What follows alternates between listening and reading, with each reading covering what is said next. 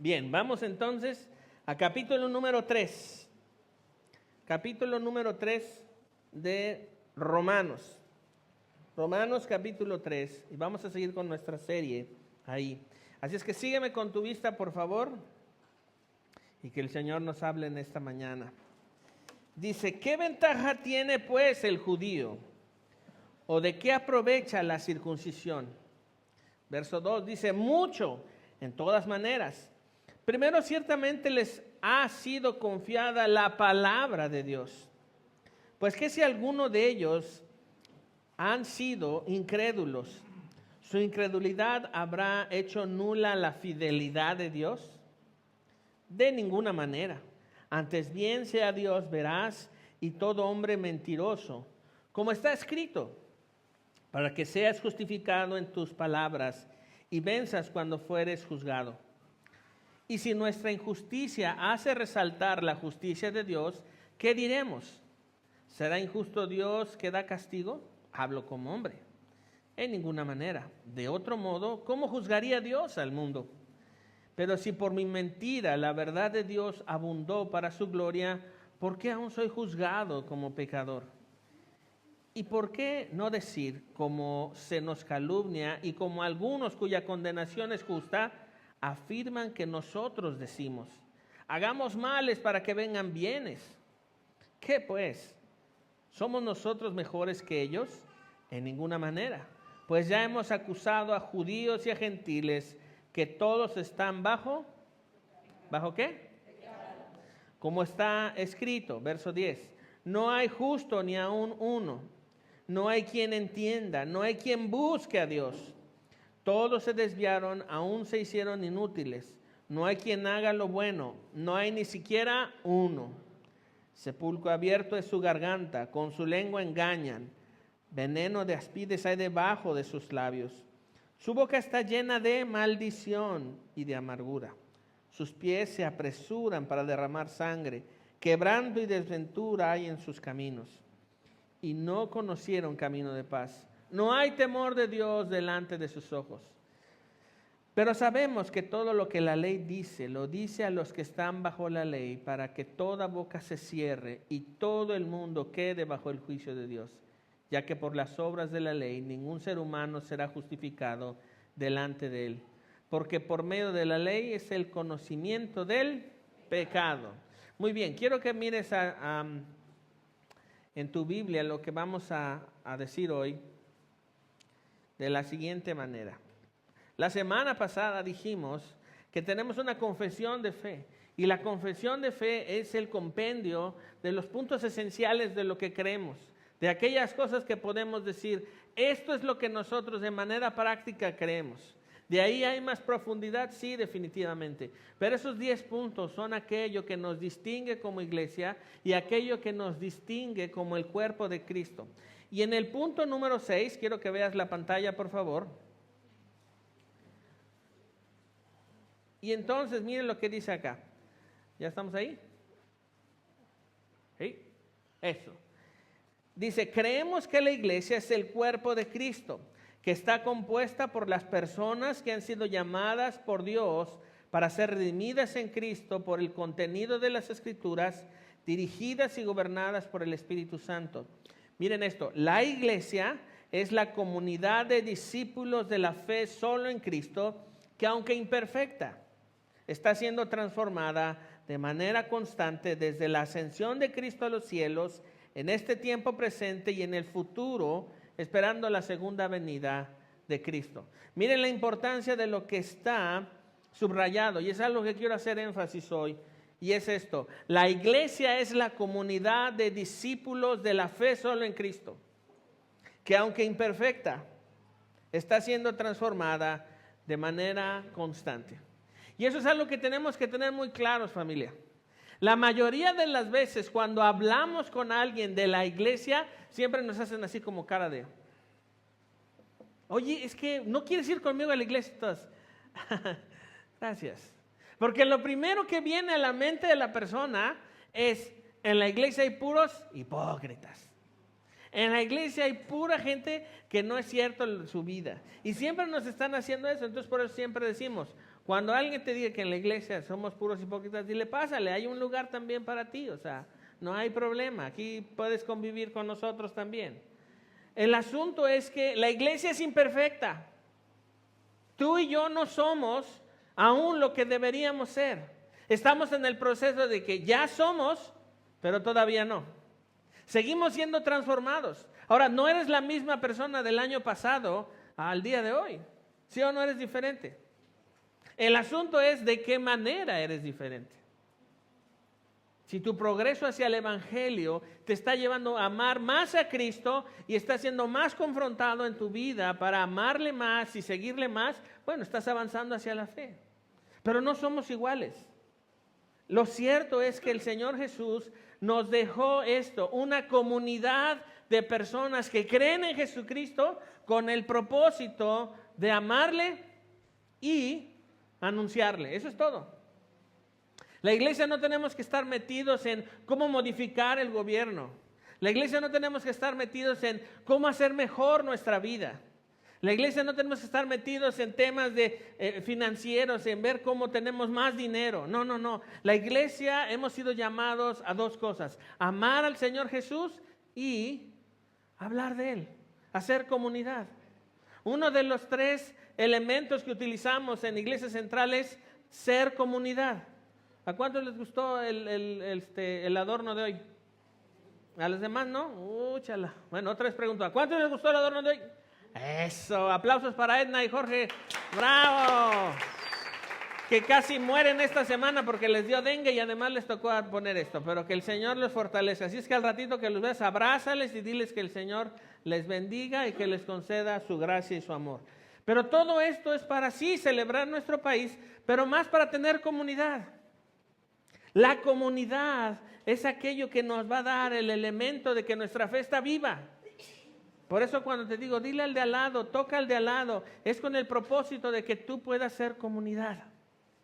Ese es el punto, es lo esencial. Entonces quiero que mires otra vez la pantalla, dice lo subrayado: la iglesia es la comunidad de discípulos de la fe sola en Cristo. Entonces, ¿tú y yo somos discípulos?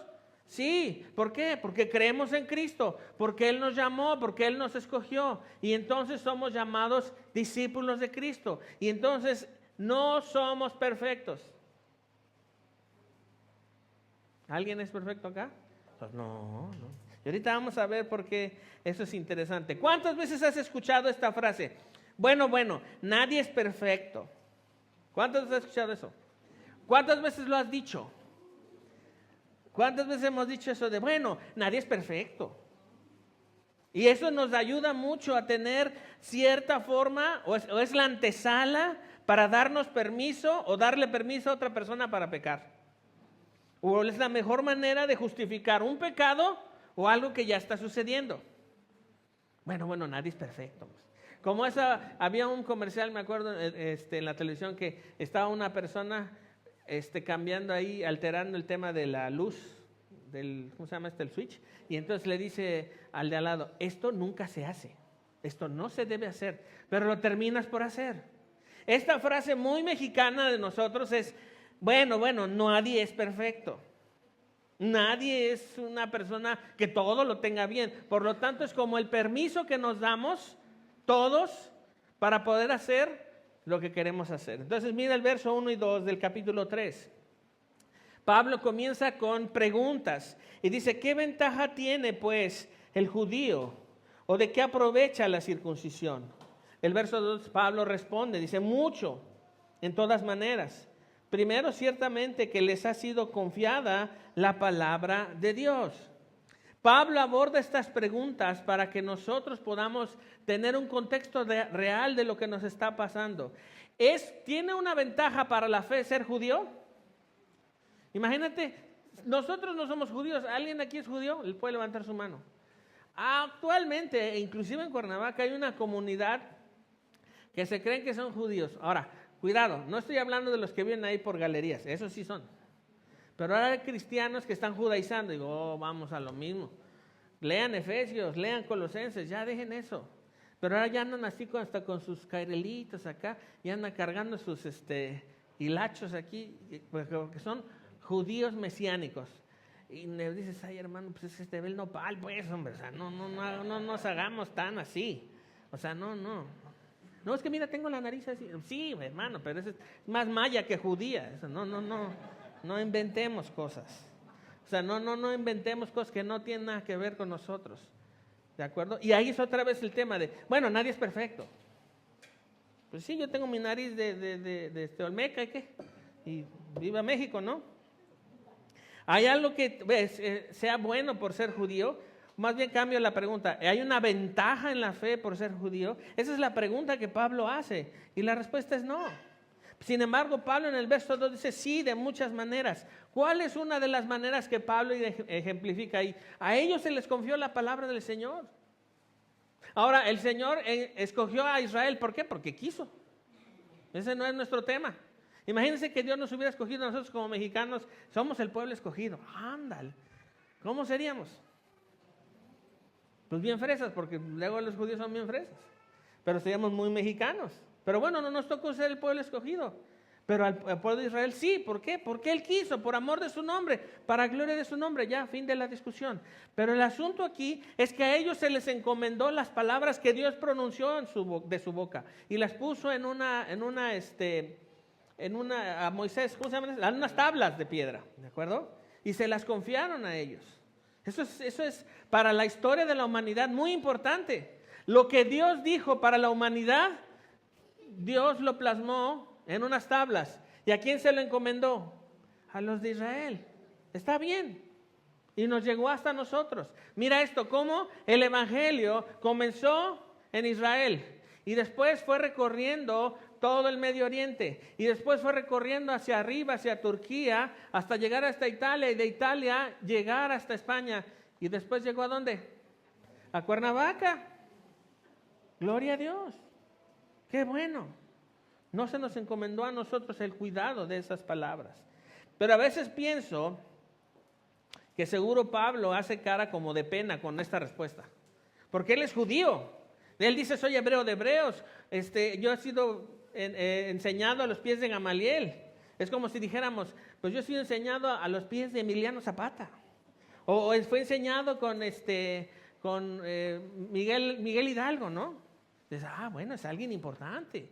Entonces yo pienso que aquí a veces Pablo como que responde, bueno, no tiene mucha ventaja ser judío, pero bueno, también de una u otra manera es importante. ¿Por qué? Y yo pienso que la cara de Pablo fue así como, ¿qué les digo? ¿Qué les digo? Sí, nos encomendaron la Biblia. Pero con cara de, híjole, pues sí nos encomendaron la Biblia, pero no siempre la cumplimos. No siempre la obedecemos. Ve la historia del Antiguo Testamento, cómo Dios muchas veces, de muchas maneras, dice Hebreos, ha hablado a su pueblo. Y ahora nos ha hablado a todos a través de su Hijo, que es Jesucristo. Entonces, ¿por qué no la obedecen? ¿Por qué no obedecen la palabra? Por eso Pablo siento como que escribe su respuesta como, pues sí, no la obedecemos, ¿verdad? Pero nos la encomendaron. Digo, pues sí, hay cierta ventaja. Les tocó a ustedes ver primero la información y después a nosotros. Pero si te llegó a ti primero o a nosotros después, ¿cuál es la diferencia entre ellos y nosotros? Ninguna, hay que obedecerla. Punto y se acabó. Entonces, lo que Pablo nos está mostrando aquí es que tú y yo estamos llamados por Dios a obedecerlo, indistintamente si eres mexicano o eres judío. Aquí tenemos, por ejemplo, una cubana. Acá tenemos 2 colombianas. Levanten su mano los colombianos. Miren qué chulada. ¿Y alguien más de otro país? ¿No? Puro mexa, ¿verdad? Hay por ahí unos suizos. Mi Chuchito viene de Suiza, Chuchito. Claro, como debe ser. Exactamente. Entonces mira el verso 3. Pues que si algunos de ellos han sido incrédulos, ¿su incredulidad habrá hecho nula la fidelidad de Dios? Mira qué difícil la segunda pregunta del verso 3. Es algo complicado, porque mira lo que está diciendo Pablo. Está diciendo, sí, ciertamente la mayoría de los judíos somos incrédulos. Qué autocalificación.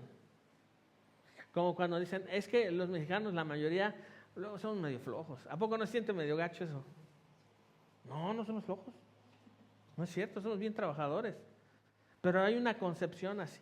Y entonces Pablo está diciendo aquí, bueno, ¿qué si algunos de los judíos son incrédulos? Así como, pues sí, sí lo somos. Pero después dice, en la segunda pregunta, mira el verso 3 en tu Biblia, mira tu Biblia. ¿Su incredulidad habrá hecho nula la fidelidad de Dios? Así que quiero que definamos entonces lo siguiente. ¿Qué es la fidelidad de Dios? Quiero que veas ahí en tu Biblia estas dos palabras tan importantes que son contradictorias, se oponen una a la otra. Es incredulidad, fidelidad. La incredulidad Pablo se la está atribuyendo a las personas. La fidelidad Pablo se la está atribuyendo a Dios. Entonces, en una pregunta, ¿qué es la fidelidad? ¿Qué es la fidelidad? Quiero que mires la pantalla. Mira la pantalla, vamos a definir qué es fidelidad. Y mira lo que dice, la fidelidad de Dios significa que Él es inmutable, es decir, no cambia. En su naturaleza y fiel a su palabra, es decir, cumplirá lo que prometió. Él es digno de confianza eterna, sin importar cuán improbables parezcan sus promesas. Nada en el cielo ni en la tierra puede impedir a Dios que cumpla todo lo que prometió a su pueblo por medio de Jesucristo. Eso es la fidelidad. Ahora, fidelidad también es como cuando tú tomas un vaso de cristal, le llenas con agua y lo pones al sol. ¿Se ve de un lado a otro? ¿Puedes mirar a través de ese vidrio? ¿Puedes mirar a través de esa agua? Hay fidelidad en esa vista. No hay nada oculto en eso. Y el asunto es que Dios en su carácter es fiel. En su carácter es verdadero. Él no va a cambiar. O sea, Dios no se levanta un día del lado izquierdo. Dios no tiene conflicto con Él mismo. Dios no está enojado con sus ángeles. Dios no está así como está escuchando tu oración y dices, ay, otra vez me va a decir lo mismo. Otra vez pidiéndome, ya 25 años pidiéndome lo mismo. Ya le dije que no. O sea, Dios no, nosotros le atribuimos a Dios características nuestras. Pero Dios no es así. Dios es una persona exclusiva. Dios es una persona como ninguna otra hay. No hay una categoría como la que Él tiene. Él está en su posición, en su gloria y en su trono, feliz, contento, pleno, absoluto, lleno de alegría, pero también airado contra el pecado. También airado contra el pecado. Ahora otra vez regresa al verso 3. Vamos a leerlo. Las dos preguntas de Pablo. Pues, ¿qué si alguno de ellos han sido incrédulos? Y mira cómo dice Pablo, incrédulos, no dice uno, sino incrédulos, habla el plural. Y después dice, su incredulidad, ¿la de quién? La de los judíos. ¿Habrá hecho nula la fidelidad de Dios? Entonces estas dos palabras opuestas decíamos, incredulidad, fidelidad. La incredulidad es simplemente negarse voluntaria o involuntariamente a confiar en Dios, y eso tiene una raíz que es la idolatría. Cuando tú y yo de manera voluntaria o involuntaria nos negamos a confiar en Dios, el asunto y la profundidad de eso se llama idolatría. Idolatría. Es una incredulidad. No creo. A todos nos ha pasado eso. Leemos en la palabra y el Señor confía en mí. Tú dices, sí confío, Señor, pero ya es lunes y hay que pagar la renta y nomás no llega. Y ya toqué 20 puertas para poder encontrar trabajo nuevo. Y ya hice esto, y ya hice aquello y nomás no se ve. A veces pienso, Señor, que de verdad no lo vas a hacer. ¿O cuántas veces has sentido que Dios está nomás mirándote así? A ver cuánto aguanta. Y tú, échame la mano. Y muchas veces estamos pensando en eso, ponme atención acá, muchas veces estamos pensando en, híjole Dios, no sé si realmente lo vas a hacer. No sé si realmente lo vas a lograr. Ahora necesitamos hacer preguntas a esto. Aprende este principio, familia. La mejor manera de conocer es preguntar. Vuelvo a repetir, la mejor manera de conocer es. ¿Cuántos se han perdido en la Ciudad de México? ¿Y cuántas veces has querido preguntar? Gracias a Dios ahora por el Waze o el localizador, porque antes te perdías y tu esposa decía, pregunta, y tú, no, sí sé llegar. ¿Y cuántas veces te perdías? Todas. No, es que yo me acuerdo que era por aquí. Ajá, ya te perdiste. Y además, ya te perdiste. No. Y lo peor es que además mientes, porque ya te perdiste y ahora estás mintiendo, entonces ya tienes doble pecado. Porque ya llegaste tarde y además estás mintiendo. Entonces, la manera de conocer es, otra vez, la manera de conocer es preguntar. Hagamos preguntas. Hagamos preguntas a esto. Estamos hablando de la fidelidad de Dios, estamos hablando de la incredulidad del hombre. Ok, hagamos esta primera pregunta. ¿Nuestra incredulidad detiene la fidelidad de Dios? Ok, fíjate cómo es la pregunta. Si yo soy incrédulo, ¿eso detiene a Dios en su fidelidad? No. Otra pregunta, perdón. ¿Nuestra incredulidad detiene las promesas de Dios? Imagínate que tu incredulidad detuviera las promesas de Dios de bendecirte con el alimento de cada día. O que detuviera la gracia de Dios. ¿Qué capacidad tendría nuestra incredulidad para detener a Dios? ¿Es posible eso? No. Siguiente pregunta. ¿Dios deja de ser confiable porque no creamos en Él? Ahora, sí, última pregunta. ¿Nuestra idolatría ha frenado la fidelidad de Dios? Imagínense, familia, que pudiéramos juntar así, como se junta la plastilina, es decir, aquí tengo 1 kilo de idolatría y aquí tengo otro kilo de incredulidad. Voy a detener a Dios. ¿Dios se podría detener? No, porque Él sigue siendo Dios. Él sigue siendo fiel. Él sigue siendo el soberano del universo. El asunto es que lo peor que nosotros podemos hacer es no confiar en el único y absoluto Dios que verdaderamente nos ama. Porque dejar de hacerlo es idolátrico. Y entonces la respuesta a las preguntas que hicimos, ¿cuál es? No, no definitivamente. No a todas esas preguntas. Porque a todas esas preguntas lo que queremos hacer y decir es que Dios es confiable y demostrarlo de manera negativa. ¿Por qué digo de manera negativa? Porque estamos diciendo, ¿mi incredulidad puede detener a Dios? Esa es la parte negativa. Entonces la parte con la que estamos respondiendo es decir, no, porque Dios es esto.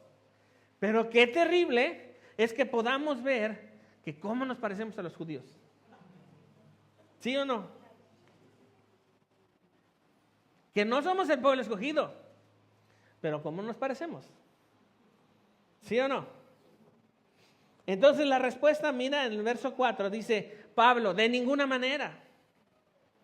De ninguna manera. Nada puede detener la fidelidad de Dios. Antes bien sea Dios veraz y todo hombre mentiroso.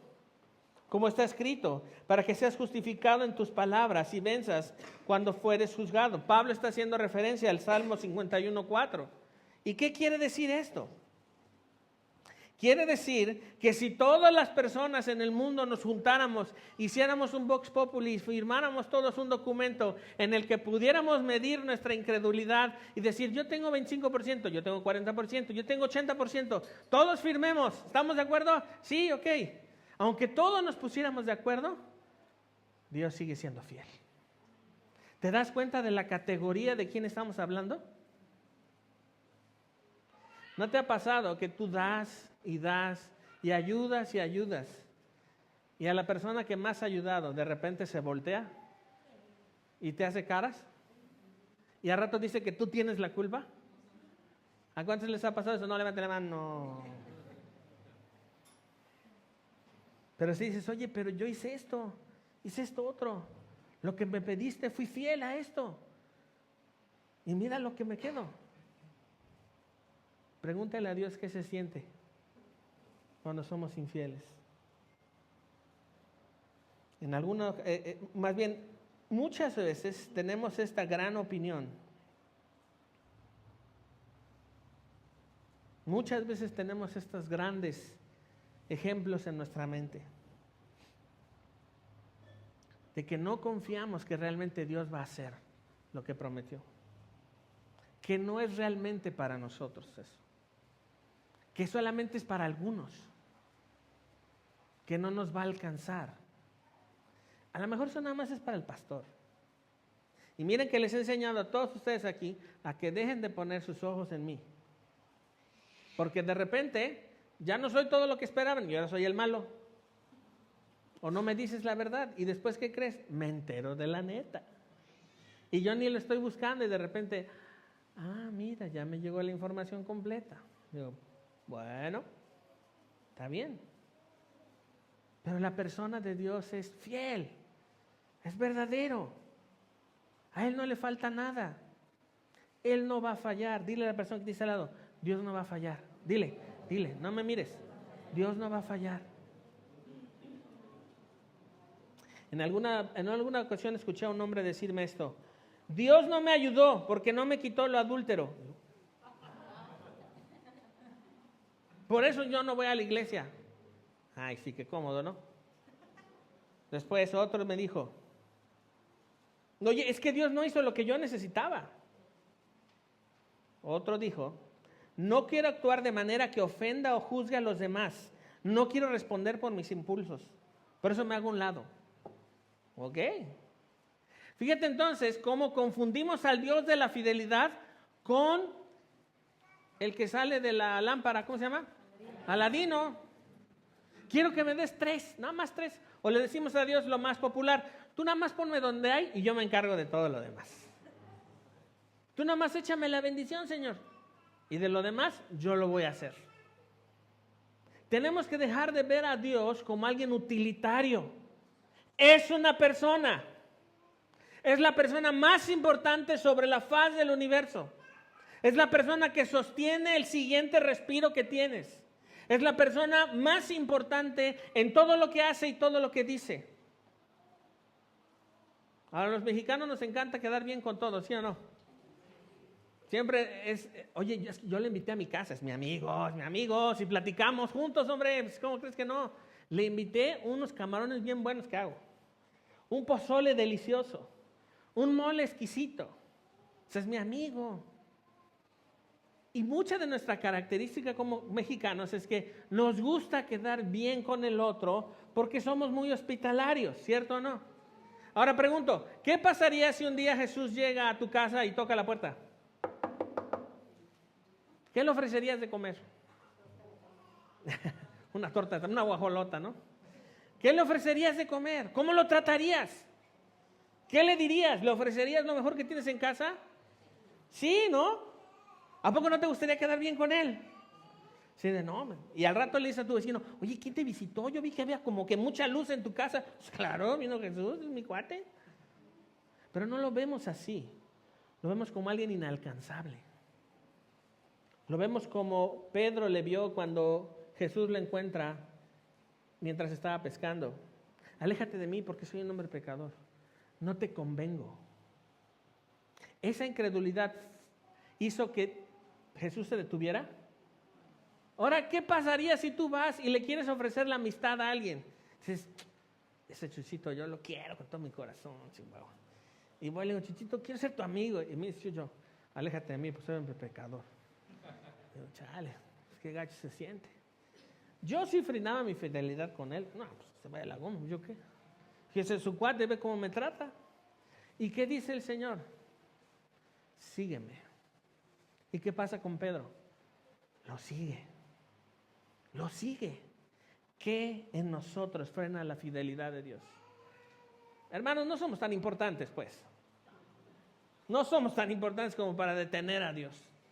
Pero lo que sí es importante es que su persona sí es importante. Él sí es importante. Él es el determinante de nuestra vida. Él es el que motiva nuestra vida. Él es el determinante de la eternidad. La eternidad no está por encima de Dios. Dios contiene la eternidad porque Él es más grande que la eternidad. La persona de Dios sobrepasa todo. Y Él es más grande, perfecto, exquisito en todo su esplendor y majestad. Ese es el Dios con el que estamos tratando acá. Por eso es importante lo que estamos diciendo. Mira entonces tu Biblia. Antes de pasar ahí, quiero recordar a C.S. Lewis. C.S. Lewis, que describió las Crónicas de Narnia. ¿Alguien leyó el libro de las Crónicas de Narnia? Si no las ha leído, léanlas. Para los niños, por favor, lean las Crónicas de Narnia. Va a parecer gol esto, pero no importa. En Gandhi, en la librería, ahí tienen una buena serie de libros de las Crónicas de Narnia. Consíganlas. Y para los mayores, compren Mero Cristianismo.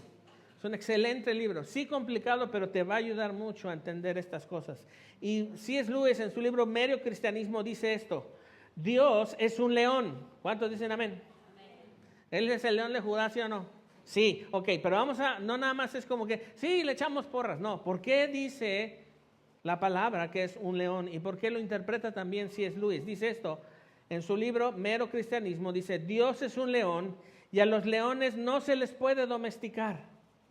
Y muchas veces queremos domesticar a Dios. Queremos que Él haga lo que nosotros queremos. Queremos que Él cambie a las personas que nosotros queremos que Él cambie. Queremos que Dios haga aquellas cosas para nuestro bien primero y después pues sí, que se quede con su gloria, ¿no? Pero no puede ser así, porque estamos hablando de Dios. ¿Qué pasaría si un día traemos un león aquí dentro de una jaula? ¿Te metes a la jaula? Se va a ver bonito el leoncito, ¿no? Pero adentro de la jaula y con hambre, ¿qué haces? ¿Lo puedes domesticar? No, porque un león es salvaje y el amor de Dios es salvaje. El amor de Dios todo lo toma, no se reserva nada para nadie, ni para ti, solamente para Él. Entonces la pregunta es, ¿tu vida te pertenece? Ahora, ¿a quién le pertenece? Al Señor. Pero ¿sabes qué? Necesitas pensar esto: ya no me pertenezco, ahora le pertenezco a Él. Pero dices, no, bueno, tantito, no, todavía no me muero. ¿Por qué quieres esperar a morir para entregar tu vida a Él? ¿Por qué quieres esperar a que sean los últimos días para decir, bueno, Señor, ya viví lo que tenía que vivir en mis términos, ahora está bien, haz lo que tú quieras? Eso es querer domesticar a Dios. A Dios no lo podemos domesticar. Dile al de al lado, no lo puedes domesticar, tócale su hombro. ¿Y por qué Dios no se le puede domesticar? Porque es Dios. Y además, Dios no hace locuras. En alguna ocasión también se preguntó esto: ¿Dios puede hacer una piedra tan grande que no la pueda levantar? Piensen, otra vez. ¿Dios puede hacer una piedra tan grande que no la pueda Él levantar? ¿No la puede hacer o no la puede levantar?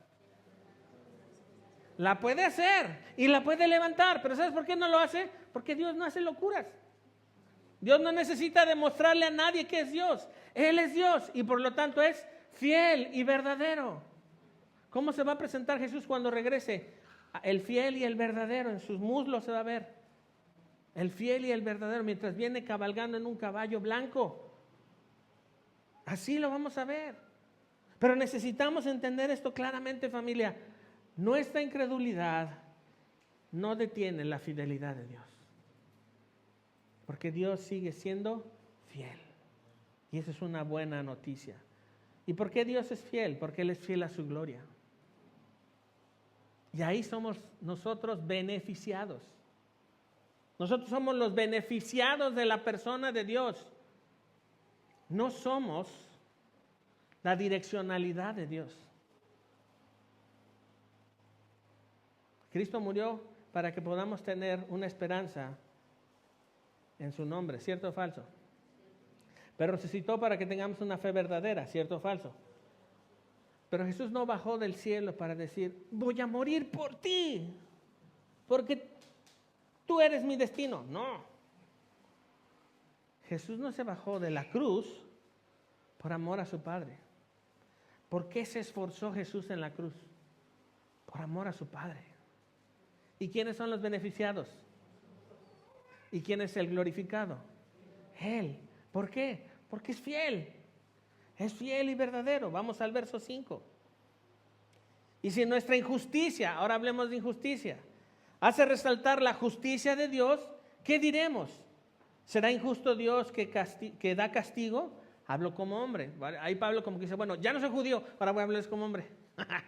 Ok, Pablito, vamos a responder estas cosas. Y ver al verso 6. En ninguna manera.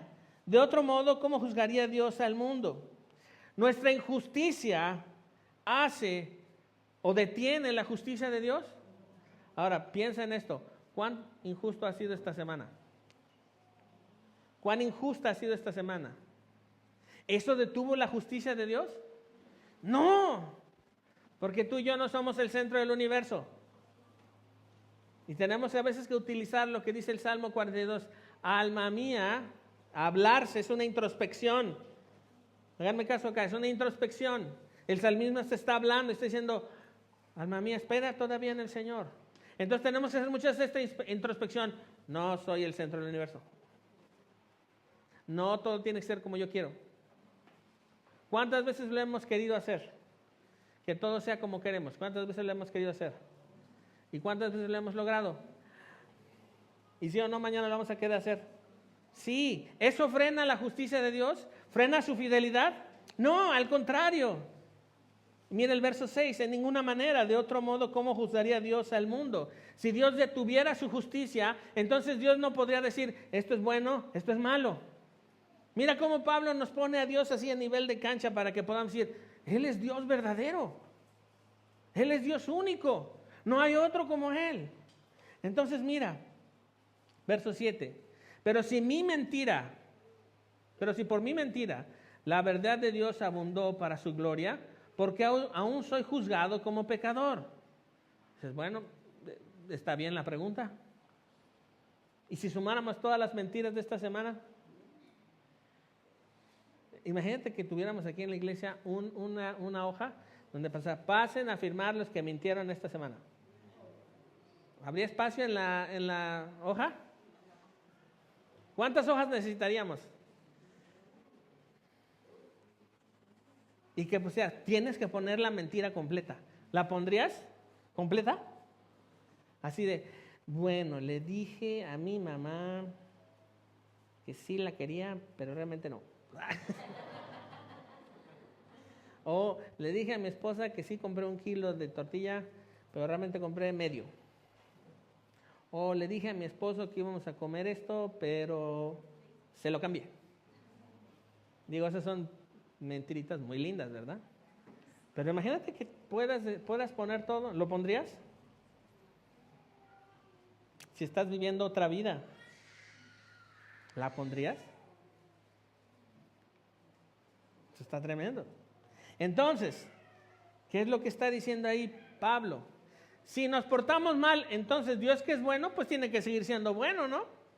Entonces portémonos mal, ¿no? Hagamos lo que queramos. De todas maneras, Dios sigue siendo fiel, ¿no? De todas maneras, nuestra injusticia no detiene la justicia de Dios. Pues vamos a hacer una fiestota.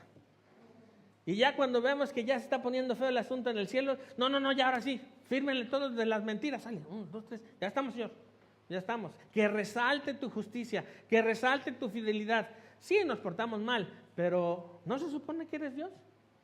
¿Cuántas veces he escuchado esa frase tan típica mexicana urbana? Pues no, que Dios es Dios. ¿Por qué hay hambre en el mundo? ¿Por qué se mueren los niños en África? ¿Y por qué mi vecino, que sí es bueno, se murió? Entonces, otra vez con lo mismo. Todas esas preguntas, ¿sabes lo que es? Acusaciones contra Dios. ¿Por qué Dios, si se supone que tú eres bueno, por qué permites todo eso? ¿Ya ves? Entonces no eres bueno.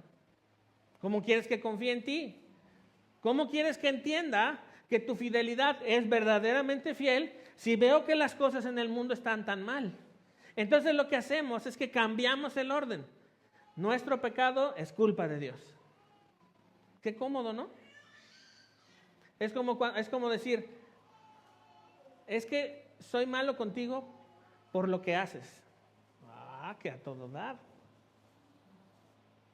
O te pego porque lo necesitas. Qué cómodo, ¿no? Pero no es así. Y mira el verso 8. ¿Y por qué no decir? Como se los calumnia y como algunos cuya condenación es justa. ¿Quiénes son esos? Los que no creen en Cristo, que calumnian y dicen en contra de Dios cosas y afirman Pues ¿no se supone que Dios es bueno? Y entonces la conclusión sería, pues portémonos mal para que vengan cosas buenas. Pregunta, ¿cuándo has logrado que por hacer lo contrario que Dios dice te vaya bien? ¿Cuándo se ha logrado? Alguien puede decir, bueno, hasta el momento no me ha pasado nada. Espera. Porque en el mundo, todos aquellos que dicen, ¿y dónde está Dios cuando están matando niños en Ucrania? ¿Y dónde está Dios cuando capturan a niñas de 12 años en Kenia y las prostituyen? ¿Dónde está Dios cuando el comercio humano está creciendo? ¿Dónde está Dios en esto? ¿Dónde está Dios? Respuesta, es una respuesta muy sencilla. Dios está en su trono, atesorando ira para el día del juicio, si esas personas no se arrepienten. Y va a descargar su ira como nadie lo ha hecho, y esas personas pagarán. Pero ya es entre Dios y ellos. A nosotros que nos dé su fidelidad y su gracia. Pero a los que viven de manera injusta, que Dios descargue eso sobre ellos. ¿Eso es un mal deseo? No, es una realidad. Porque necesitamos su fidelidad, ¿cierto o falso? Dile que tienes al lado, yo necesito su fidelidad. Dile, ándale.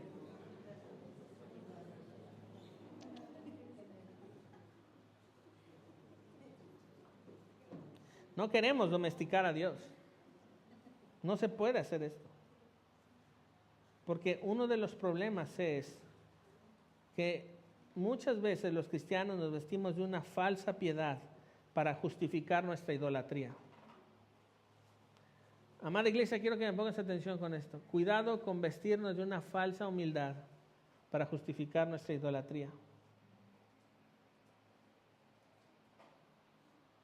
Cuidado con pensar que porque tú te portas muy bien y las cosas están saliendo como son tus planes, las cosas van a ser como Dios va a hacer lo que tú estás esperando. Dios es Dios y sus designios van más allá de nuestros deseos. Y Él va a hacer lo que quiere, porque todo lo que quiere nunca está mal. Aunque a veces eso parece que nos está destruyendo. Pero Dios es Dios. No juguemos con Él. No pensemos que por el hecho de decir esta gran y típica frase mexicana, Diosito es muy bueno. Mira, honestamente, si tú sigues hablando de Dios así, yo voy a pedirte que te calles. Deja de hablar de Dios así. Porque Él no es Diosito. Es Dios. Y es un león. Y tiene un rostro severo. Y Él no está jugando. Y si lo que decimos pone en juego la fe de los que nos escuchan, somos más culpables todavía. Cuidado con lo que hacemos delante de Dios. Porque nuestra idolatría hoy como cristianos consiste en no obedecer a Dios. Muchas veces me he sentado con personas y conmigo mismo, y la palabra es muy clara y dice, no hagas esto. Y yo digo, mira, aquí dice que hagas esto. Eso es todo mi chamba. Nomás decírtelo. Y de repente veo, ahí va al contrario. Bueno, pues aquí estamos. Y luego la palabra me dice, obedece esto, Alejandro. Y yo, ahorita vengo. Y le doy otra vuelta. ¿Ok? Entonces está aflorando mi idolatría. Y ya no podemos decir, bueno, es que nadie es perfecto. No, ya no. Porque eso es darnos permiso. Dejemos de darnos permiso para hacer cosas que la Biblia nos dice que no hagamos. Ahora alguien puede decir, bueno, Pastor Alex, es que de verdad no se puede ser perfecto. No se puede llegar al estándar. ¿Cuántas veces has pensado eso? Todas las veces. Y alguien puede decir, bueno, no se puede, es muy difícil, yo no soy Jesús. Diría, sí, tienes razón, pero amada familia, ¿de qué sirve tener la razón? ¿Cuántas veces has tenido la razón? Muchas. ¿De qué te ha servido? Pues ya ves, yo tenía la razón. ¿Eso hizo crecer tu fe? ¿Eso te hizo amar más al Señor? ¿Eso te hizo renunciar más al pecado? No.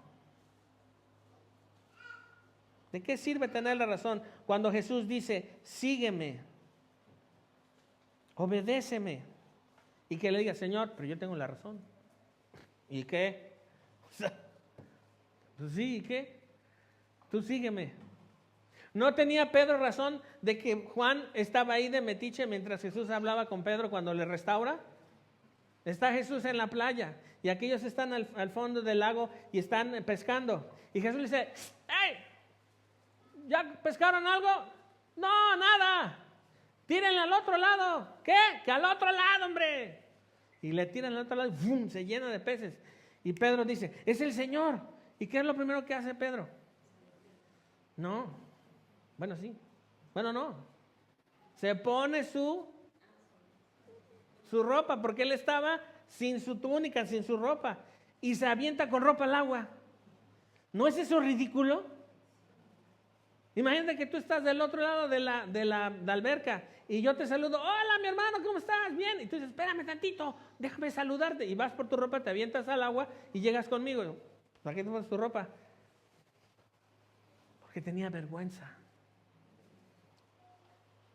La negativa de Pedro limitó la fidelidad de Cristo. Jesús ahí estaba para restaurarle. ¿Ves con quién estamos tratando? Entonces, ponme atención acá. Jesús le dice, sígueme, porque debido a que Dios es fiel, tenemos una oportunidad de seguirle progresando hacia la perfección. Avanza, familia, no te quedes ahí. No, pues ya no se pudo. Le eché ganas, pero la verdad no se puede. Es que nadie es perfecto. No, deja de pensar ahí. Deja de estar en el límite de la mediocridad, dice Charles Swindoll. Avancemos, creamos, avanza. Jesús está diciendo, sígueme. Pero Señor, ¿qué no ves? Que mira que este me hizo y aquella me hizo y me dijo, tú sígueme. Porque nos encanta ser Pedro. Mira este metiche que está aquí, Señor. Es entre tú y yo y este está aquí así con la oreja y te va a poner su evangelio. El discípulo amado. Y le dice Jesús, si quiero que este esté vivo hasta que yo regrese, ¿a ti qué te importa? Tú sígueme. Pero estamos tan distraídos en N cantidad de cosas que queremos resolver que no estamos escuchando la voz del Señor. Es, sígueme, sígueme, camina a mi lado, yo soy fiel. Porque la fidelidad de Dios no minimiza la demanda de obediencia, por el contrario, la motiva. Debido a que Dios es fiel, tú y yo podemos obedecerle. ¿Y sabes qué? Dice, sí, Dios es fiel, vamos. Y te equivocas. Ay, bueno. No, Señor, mejor no. Es que te metiste con la persona equivocada. No, mentira. Avanza. Avanza. Nadie que quita su mano del arado es digno del Señor. Avancemos. Sí, te vas a equivocar mañana. Al ratito saliendo, se te va a cruzar una persona aquí y le vas a decir de cosas. Entonces, ay, Señor, y viene saliendo de la iglesia. ¿Somos sí o no el pueblo de Dios? ¿Y verdad que nos parecemos a los judíos? Bien olmecas, pero bien judíos. ¿Qué ventaja tiene ser judío? Nada. ¿Ves cómo estamos al mismo nivel? Bueno, yo digo que sí hay ventaja porque mira, tienen un montón de dinero esas personas. Y entonces, debido a que Dios es fiel, yo puedo ser fiel porque su fidelidad está en mí. Entonces puedo ser fiel a Él. Entonces mira lo que dice el verso 9. Y vamos a un tiro largo aquí. Dice, ¿qué pues? ¿Somos nosotros mejores que ellos? ¿Cuál es la respuesta? No, en ninguna manera. Pues ya hemos acusado a judíos y a mexicanos que todos estamos bajo ¿qué?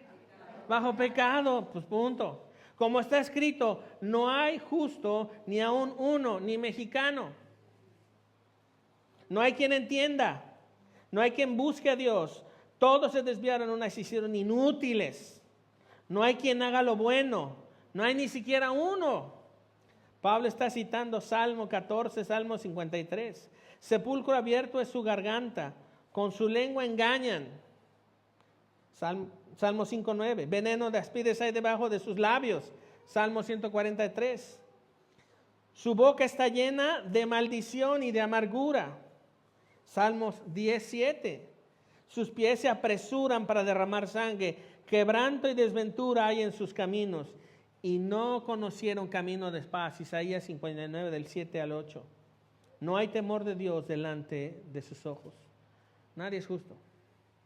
Solamente en Cristo somos justos. Pero no tenemos nada que podamos decir, con esto estoy.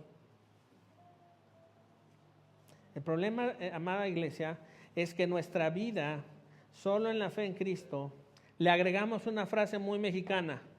Bueno, no soy perfecto, pero Diosito es bien bueno con todos. Deja de pensar así. Renueva tu entendimiento y empieza a pensar como Dios dice que debemos pensar, conforme a la medida de la fe. No podemos pasarnos acusando a Dios o excluyéndonos y diciendo, bueno, nadie es perfecto. Porque mira el verso 19, pero sabemos que todo lo que la ley dice, lo dice a los que están bajo la ley, para que toda boca se cierre y todo el mundo quede bajo el juicio de Dios. Y mira entonces la explicación, ya que por las obras de la ley, es decir, si cumpliéramos toda la ley, ningún ser humano, sea mexicano, sea judío, será justificado delante de él, porque por medio de la ley es el conocimiento del pecado. Entonces, ¿para qué sirve la ley de Dios? Para una sola cosa, demostrar que es pecado. Entonces, si vivimos en la ley, nos hacemos una bola de religiosos. Y como nos encanta ser religiosos, ¿a poco no? Siempre que alguien me dice, yo soy cristiano desde los 0 años de vida. En el momento de concepción, ándale pues. Y yo soy de la iglesia tal y del hermano tal. Bueno, pues casi me hacen una genealogía hasta Pedro. Qué bueno, pues gracias a Dios. Y yo conocí al hermano y qué chido, gracias a Dios. Y yo fui de la iglesia, ándale pues.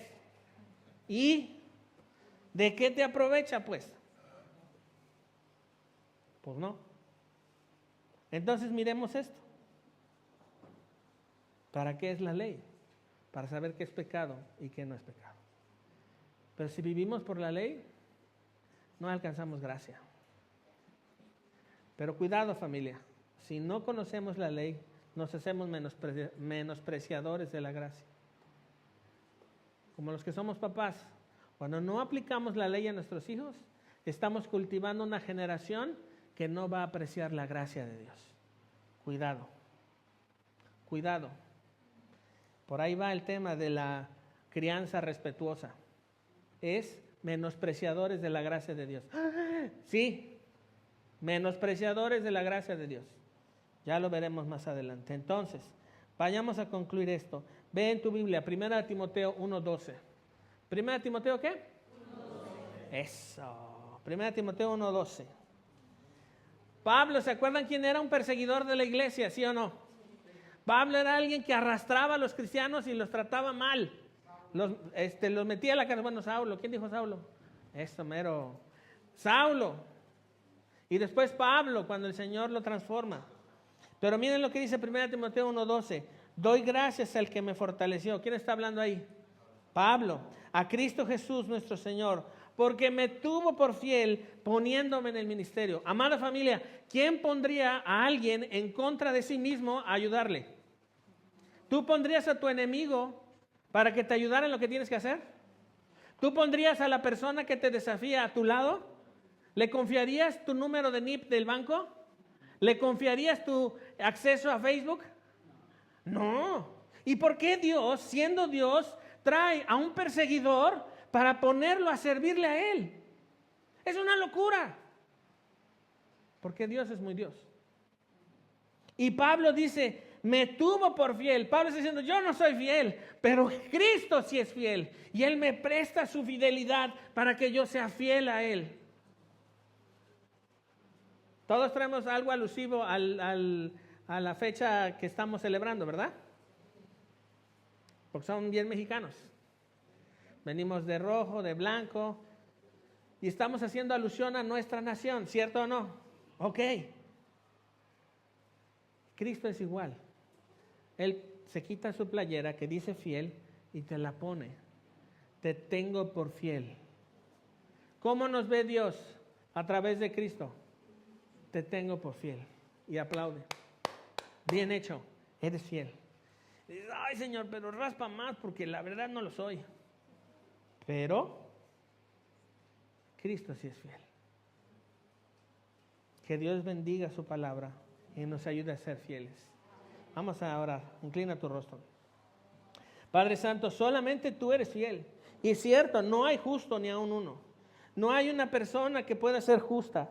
No hay una persona que haga todo bien. Sí, y como decimos aquí en México, bueno, no todos somos perfectos. Pero Señor, si nos quedamos ahí, nos quedamos simple y sencillamente en una autojustificación, en una justificación global de por qué hago lo que hago. Ayúdanos a avanzar, a caminar y a seguirte en todas las cosas, a de manera determinada vivir para ti en todas las cosas, no siendo unos religiosotes, sino siendo genuinamente delante de ti. Esto es lo que soy, Señor, no soy fiel. Así como Pablo te dijo, no soy fiel, pero tú me tuviste por fiel y además me pusiste y me confiaste el servirte. Gracias a ti, Señor, que nos fortaleces y nos tienes por fiel en tu fidelidad. Bendice, Señor, a tu iglesia, porque tú eres el único fiel. Ayúdanos a ser fieles a ti. Ayúdanos a renunciar a ser idólatras. Ayúdanos a renunciar a tener una idolatría hacia una persona. A que yo la voy a cambiar porque lo quiero mucho, la quiero mucho. No, Señor, ayúdanos a olvidar eso y ayúdanos a poner nuestros ojos en ti. Ayúdanos a idolatrar cosas que no tenemos. Renunciamos a esas cosas y ponemos nuestra vida en ti. Porque tú eres digno de fidelidad.